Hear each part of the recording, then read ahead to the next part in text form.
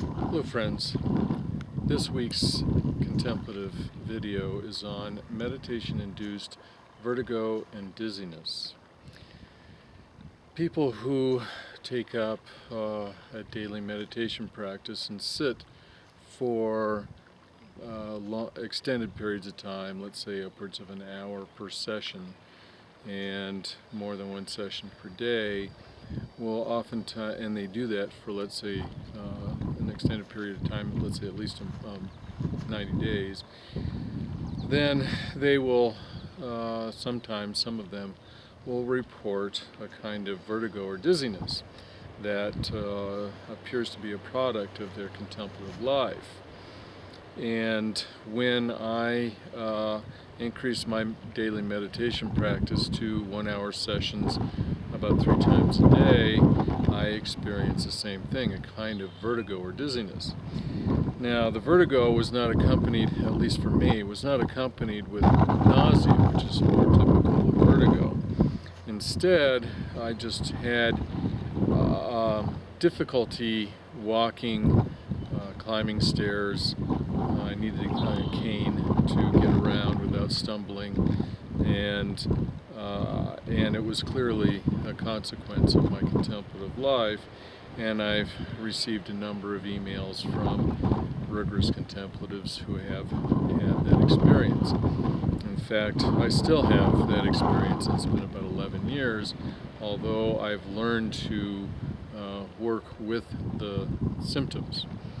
And I believe the best term for that experience is not vertigo or dizziness, but euphoria. And the reason for that is vertigo and dizziness are oftentimes a product of an inner ear problem, and oftentimes the consequence of being on a ship or in a spaceship or something like that, in which motion plays a part in the cause of the condition, whereas meditation is the cause of this form of dizziness and vertigo, and so I think it's better called euphoria. The various mystics of the world religion certainly talked about a number of symptoms of their religious experiences, but dizziness is not necessarily one of those symptoms that I recall running across in this religious literature. Nonetheless, as I said, contemplatives these days do occasionally report that.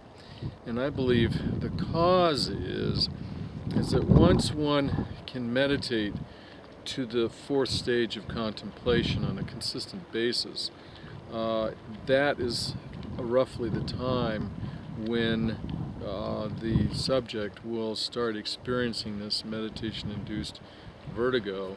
And this, of course, this vertigo is something that one experiences throughout the day, not just when one's meditating. And it just so happens that when one meditates at the 4th stage of contemplation, then one is on the fringe of having an out-of-body experience, going into the immaterial domains. And the immaterial domains, traveling in them, is very much like flying like a bird. It's an out-of-body experience.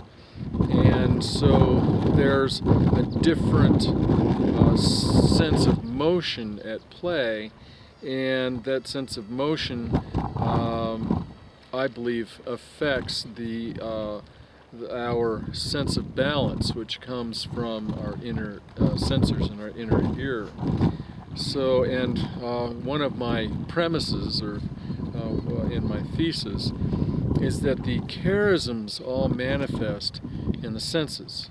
So, for instance, there's charismatic hearing, there's charismatic vision, there's charismatic taste, charismatic smell, charismatic tactile sensations, and the inner ear is another sense that we don't normally speak of as a 6th sense, but it is a 6th sense. It's our sense of orientation in space.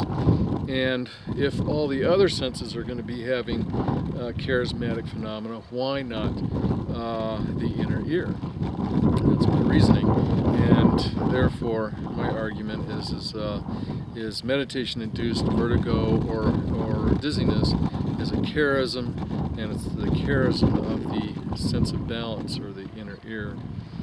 And as I said, it's a consequence of rigorous meditation practice that consistently gets to the fourth stage of samadhi, or in Buddhism, it would be called the fourth jhana. Okay, friends, thank you very much for tuning in this week, and I hope you're all maintaining a rigorous daily meditation practice, and I hope that you're all experiencing these charisms I'm speaking of, because I know of hundreds of people who have these charisms, and why not you?